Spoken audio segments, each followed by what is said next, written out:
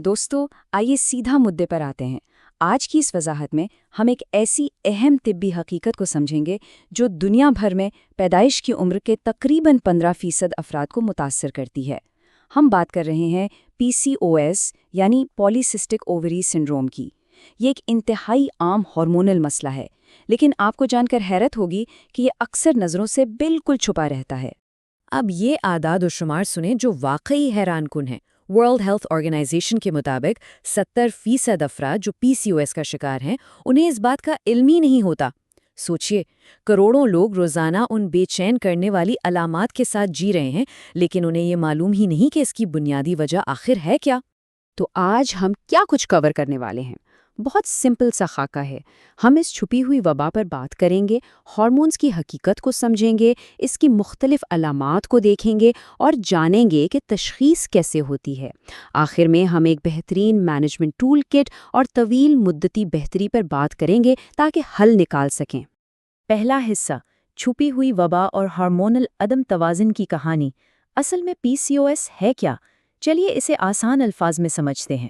سب سے پہلے تو یہ سب سے بڑی غلط فہمی دور کرتے ہیں۔ یہ جو لفظ ہے نا پالیسسٹک، یہ کافی گمراہ کن ہے۔ اصل میں PCOS ہونے کے لیے اووریز پر سسٹ کا ہونا ضروری ہی نہیں ہے۔ جنہیں سسٹ سمجھا جاتا ہے وہ دراصل چھوٹے نامکمل فالیکلز ہوتے ہیں۔ ہارمونل گڑبڑی کی وجہ سے انڈے وہاں پھنس جاتے ہیں اور ان کی آگے کی نشوونما رک جاتی ہے۔ تو یاد رکھیے، یہ اصل سسٹ بالکل نہیں ہوتے۔ دوسرا حصہ، ہارمونل عدم توازن کو سمجھنا۔ آئیے دیکھتے ہیں کہ اس پوری کہانی کے پیچھے وہ 3 اہم کردار کون سے ہیں جو سب گڑبڑ کر رہے ہیں۔ تو یہ سارا مسئلہ شروع کہاں سے ہوتا ہے؟ پہلا کردار ہے اینڈروجنز یعنی مردانہ ہارمونز۔ یہ جسم میں عام مقدار سے بہت زیادہ بننے لگتے ہیں اور سیدھا ریپروڈکٹیو سسٹم کو ڈسٹرب کرتے ہیں۔ دوسرا بڑا کردار ہے انسولین ریزسٹنس۔ اس میں ہوتا یہ ہے کہ جسم کے سیلز انسولین کو پراپرلی یوز نہیں کر پاتے، جس سے جسم مجبوراً اور زیادہ انسولین بناتا ہے اور بدلے میں اووریز مزید اینڈروجنز بناتی ہیں۔ ایک پورا چکر بن جاتا ہے۔ اور تیسرا کردار مسلسل ہلکی سوزش یا کرونک انفلیمیشن ہے، جو اس پورے آگ کو مزید بھڑکاتی رہتی ہے۔ تیسرا حصہ، علامات کا وسیع پیمانہ۔ اب اندر کی ہارمونل گڑبڑ تو سمجھ آ گئیں، لیکن ہمیں باہر سے یہ کیسا نظر آتا ہے؟ دیکھیں، اس کی علامات ہر شخص میں بالکل مختلف ہو سکتی ہیں۔ کسی کو پیریڈز بالکل بے قاعدہ آتے ہیں یا سرے سے آتے ہی نہیں۔ اینڈروجنز ہائی ہونے کی وجہ سے چہرے یا سینے پر بال آ سکتے ہیں، جسے ہم ہرسوٹزم کہتے ہیں۔ اس کے علاوہ جوانی گزرنے کے بعد بھی نہ ختم ہونے والے ضدی ایکنے، سر کے بالوں کا تیزی سے گرنا اور یہاں تک کہ انفرٹیلٹی بھی انہی علامات کا حصہ ہیں۔ اور ہاں، وزن کا بڑھنا بھی ایک بہت بڑا مسئلہ ہے۔ 40 سے 80% افراد کو وزن کم کرنے میں شدید مشکلات کا سامنا کرنا پڑتا ہے۔ اور ویسے دیکھا جائے، اس کا براہ راست تعلق اسی انسولین ریزسٹنس سے ہے جس کا ہم نے ابھی ذکر کیا تھا۔ کچھ اور نشانیاں بھی ہوتی ہیں جو لوگ اکثر اگنور کر دیتے ہیں۔ مثلاً، کیا آپ نے کبھی گردن کے آس پاس یا بغل میں گہری مخملی جلد کے دھبے نوٹس کیے ہیں، یا پھر چھوٹے چھوٹے سکن ٹیگز؟ یہ چھوٹی باتیں نہیں ہیں، دراصل یہ آپ کے جسم کے کلاسک اشارے ہوتے ہیں کہ انسولین ریزسٹنس چل رہی ہے۔ چوتھا حصہ، واضح تشخیص۔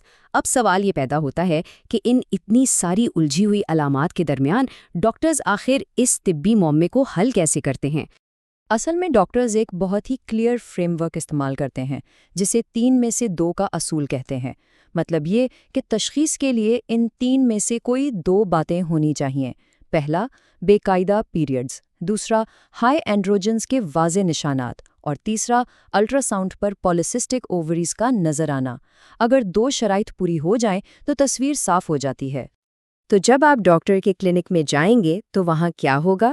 سب سے پہلے آپ کی میڈیکل ہسٹری ڈسکس ہوگی، پھر جسمانی معائنہ ہوگا، اس کے بعد بلڈ ٹیسٹس ہوں گے تاکہ آپ کے ہارمونز اور گلوکوز کا لیول چیک کیا جا سکے، اور آخر میں ایک الٹرا ساؤنڈ ہوتا ہے تاکہ کسی اور مسئلے کو رول آؤٹ کیا جا سکے۔ 5واں حصہ، مینجمنٹ ٹول کٹ۔ اب جب مسئلہ پتہ چل گیا تو اگلا قدم اسے مینج کرنا ہے۔ آئیے دیکھتے ہیں کہ اس کے لیے سب سے اچھی حکمت عملی کیا ہے۔ دیکھیں، PCOS کا کوئی میجک کیور نہیں ہے، لیکن اسے مینج کرنا پوری طرح ممکن ہے۔ علاج کا راستہ اس بات پر ڈیپینڈ کرتا ہے کہ مریض کی امیجیٹ پلاننگ کیا ہے۔ اگر اس وقت فیملی پلاننگ یعنی حمل مقصد نہیں ہے تو ڈاکٹرز کا فوکس ہارمونل برتھ کنٹرول اور میٹفارمن جیسی ادویات پر ہوتا ہے۔ لیکن اگر حمل ٹھہرانا مقصد ہو تو پھر اپروچ بالکل بدل جاتی ہے اور فوکس اوویولیشن میڈیسنز یا پھر IVF جیسی ٹریٹمنٹس پر چلا جاتا ہے۔ اور آپ کو ایک بہت ہی حوصلہ افزا بات بتاؤں، چاہے آپ کسی بھی ٹریٹمنٹ پر ہوں، لائف سٹائل سب سے اہم بنیاد ہے۔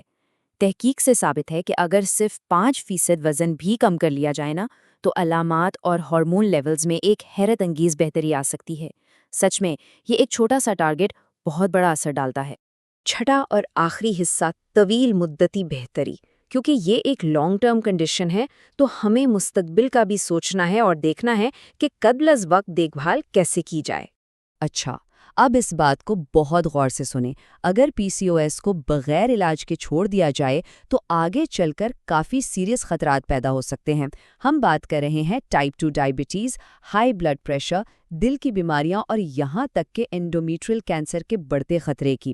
اور ذہنی صحت کو تو ہم بھول ہی نہیں سکتے، کیونکہ اس دوران ڈپریشن اور انگزائٹی کا لیول کافی ہائی رہتا ہے۔ لیکن رکیے، پریشان ہونے کی ضرورت نہیں۔ یہ سب کوئی طے شدہ قسمت نہیں ہے۔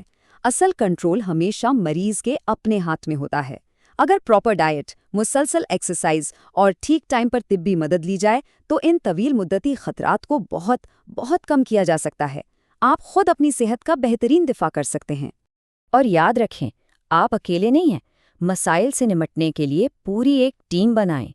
جلد کے مسائل ہیں، ڈرمیٹالوجسٹ کے پاس جائیں۔ ذہنی الجھن ہے، تھراپسٹ سے بات کریں۔ فرٹیلیٹی کے لیے ماہر ڈاکٹرز کی مدد لیں۔ ہر مسئلے کا حل موجود ہے، بس صحیح قدم اٹھانے کی دیر ہے۔ تو دوستو، آج کی اس گفتگو کے آخر میں میرا آپ سے ایک سمپل سا سوال ہے۔ آج ہی آپ ایسا کیا ایک چھوٹا قدم اٹھائیں گے اس کے بارے میں مزید جاننے کے لیے، یا اگر آپ کے آس پاس کوئی PCOS کا سامنا کر رہا ہے تو آپ ان کی مدد کے لیے کیا کر سکتے ہیں؟ سوچیے گا ضرور۔ اس وضاحت کو سننے کا بہت شکریہ۔ اپنا اور اپنوں کا بہت خیال رکھیے۔